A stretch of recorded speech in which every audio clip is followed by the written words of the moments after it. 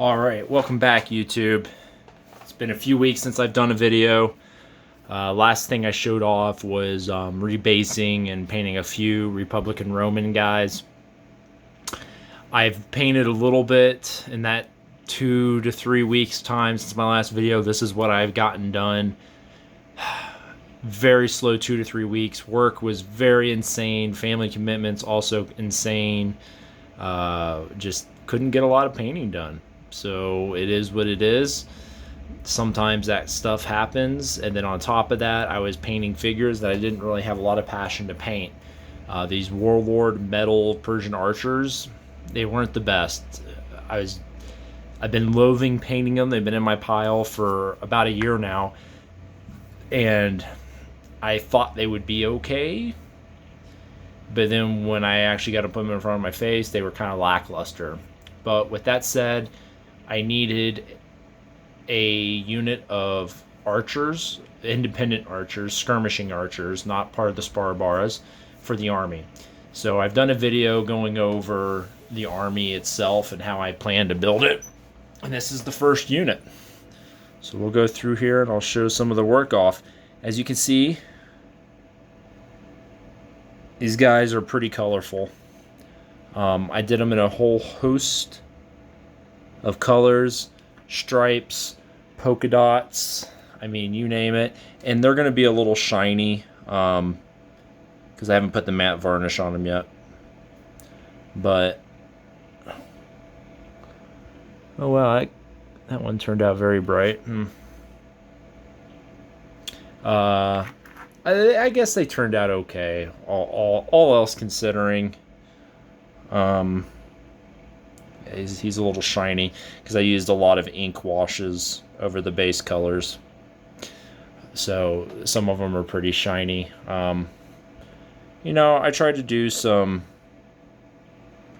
patterns on them because these armies were known for how colorful they were. If you look at any of the modern renditions of the art for any of these guys, they're really colorful. So I just did a whole host of colors on them. The pants and jackets I did highlights on. That is the only thing I did highlights on. Everything else got a wash on it with no highlights. They were simple to paint, more or less. Some of the sculpting on these Warlord medals were wonky, so they were a little bit more hard to paint, in addition to having smaller, finer details that are just harder to pick up. The faces are really small. They're smaller figures in general, but the facial details are really small. They had some wonky detail. They had a lot of cleanup, and you had to assemble some of them, the bows. But in the end, they're done. And I now have a unit of 16 archers that I can field. So ultimately, the army is going to have, for skirmishers, it's going to have 3 different types of units of skirmishers, and 3 different units. It's going to have a unit of 16 archers, a unit of 16 slingers, and a unit of 16 javelin men for skirmishers. And then it'll have units of Sparabara for the Greco-Persian wars, and then it's going to have units of Kardaka for the Alexandrian period. So, and then we'll have other spear units thrown in there, and then of course cavalry and chariots. So that's pretty much the basis of the army right there. So next I'm going to be doing a 32-man unit of Sparabara infantry. Now, I'm doing the Sparabara units. I've decided to do them in 32-man units as opposed to my normal 24 units for like my Greeks and Romans.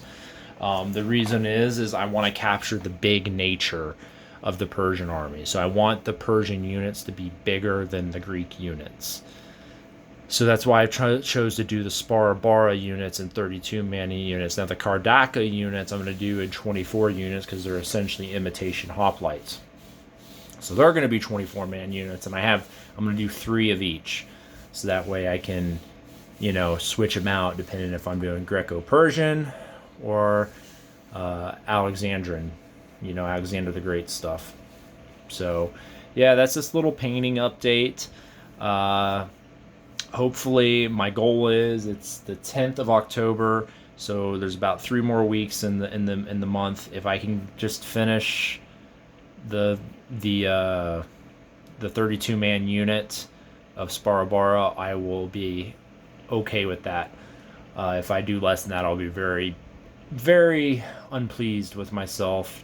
Now the Sparabara unit, I'm pretty sure I'm just gonna do a blue and yellow color scheme. So everyone's gonna have either blue or yellow pants and jackets with stripes and polka dots and whatnot.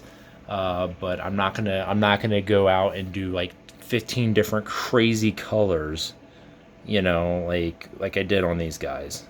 He's one of my more favorites. He has the yellow polka dots and the yellow stripes with the yellow dots on the trousers. Yeah, he actually might be my favorite. So, yeah, that is that. Hopefully, you guys are seeing more painting updates for me. You're definitely going to be seeing how I'm going to build the Greek army.